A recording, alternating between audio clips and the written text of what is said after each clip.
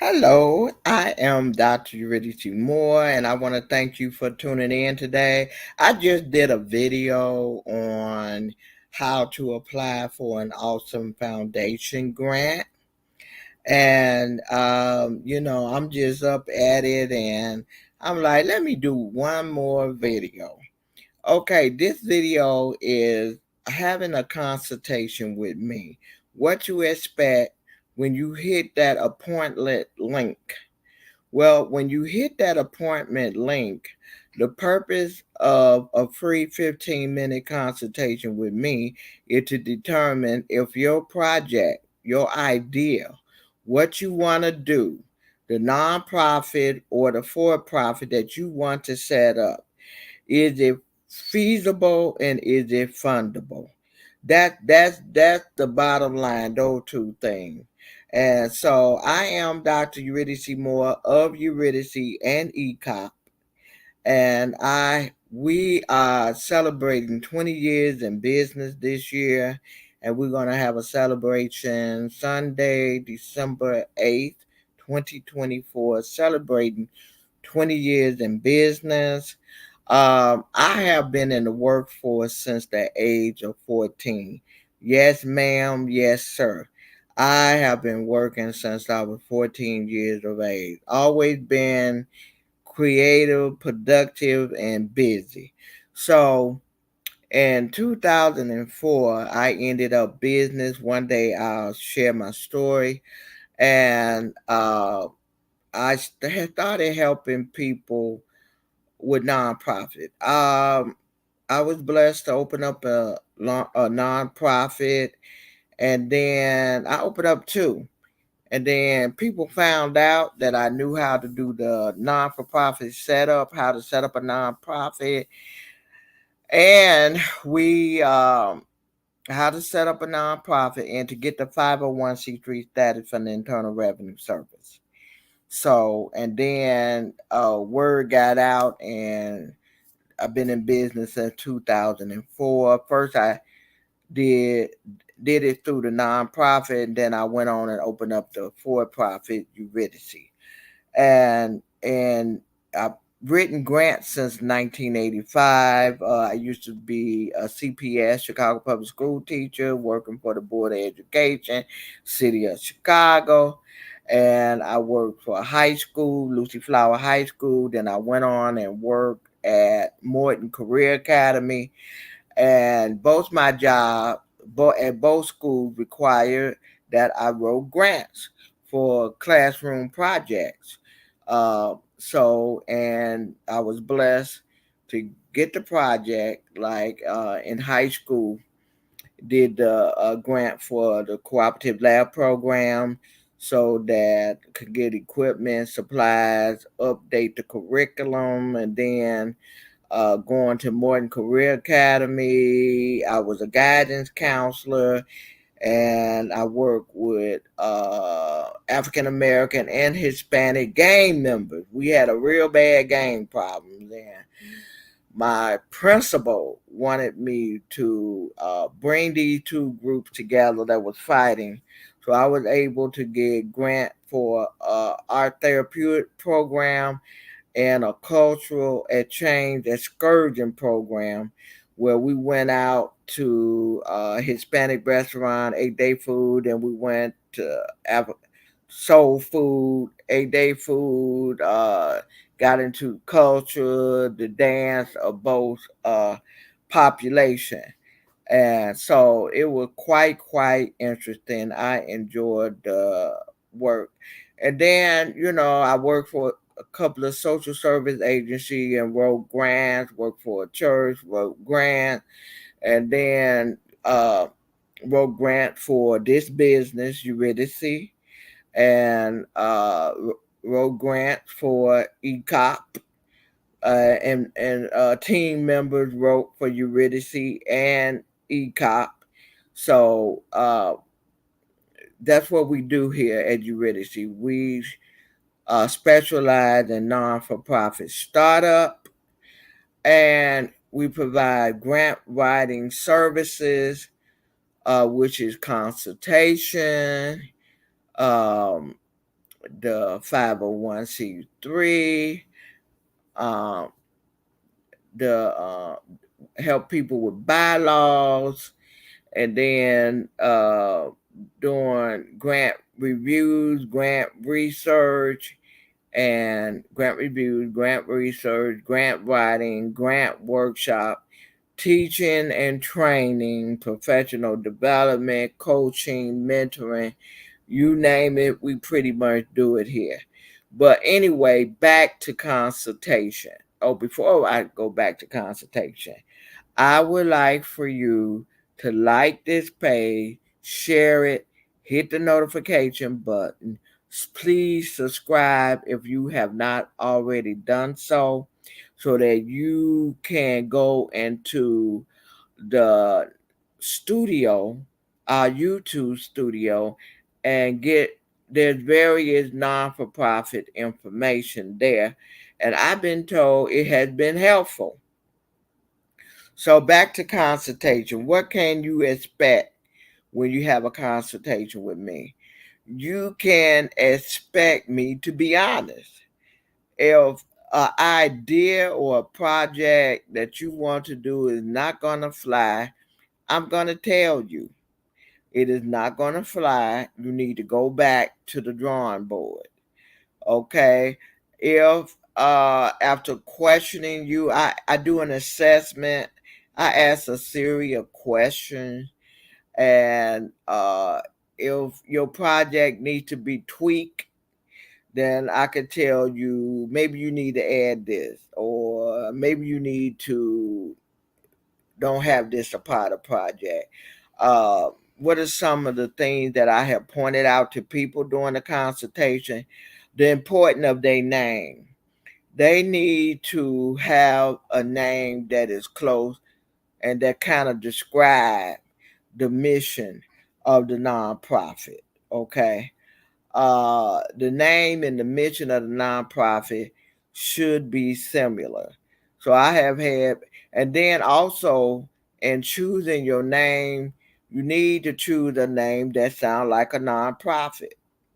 I have had people to choose names that made their organization sound like a for-profit, and the state refused to incorporate them because of the name. So that's where I step in. Do you sound like a nonprofit or a for-profit? You know, it's all about terminology. You have to, when I help people, I help them with the non-for-profit language. Uh, so that goes on in a consultation. And then I find out. I will ask you, who is your target population? You know, do you want to service children and youth? You want to service victim of domestic violence? Do you want to provide services to seniors or the homeless, disadvantaged, the underserved? Uh, who do you want as your target population? Who are you looking for to help? Then what type of services do you want to provide? We discussed that. Do you want to do a food distribution? Do you want to do a community closet where people can come and get free clothes? You want to do a community garden? You want to do a daycare center? You want to do a senior daycare? Do you want to get into youth services, providing after school program? You want to set up a church? You want to set up a ministry? We discuss your goal. What is it you want to do? And then how to set it up. I have had people come to me. Do you want to get into housing, into community development? You want to do income housing, affordable housing. You want to provide shelter or transitional housing. Uh, uh, Halfway house. What is it you want to do? I have had people come to me and say, Dr. Moore, Eurydice, I have this house, I have this apartment building, and it's just sitting up there. What can I do with that? We need to talk about that. You cannot just jump up and decide that you're going to do a shelter or transitional housing uh, or similar. First, your first step is you have to find out if that place is zoned for what you want to do. Because if you jump the gun and you have this in operation and you are found out, then you could get shut down and fined. And then you say, well, I didn't know I had to have this. I didn't know I had to do that. They don't care. They will tell you that's no excuse for being ignorant of the law. That's what the judge will tell you. So I am here to discuss what it is you want to do. Like there's been several people that wanted to do a single room occupancy or a transitional house or a shelter. They wanted to use their own property. Maybe they inherit property from a relative or they moved and they want to get funding in, they want to get people in. Your first step is to see if the place is zoned for what you want to do. Then you have to make sure that you are approved by the city, the state, and the county in Illinois. That you have applied and answered to all governmental entities that's involved. And then you got to be inspected. Then there's certification of the staff, and certification of the place. Okay, so you may have, especially those of you that want to do group home, you may have encounters with the Illinois Department of Family Services. You may have encounter with the Department of Human Services.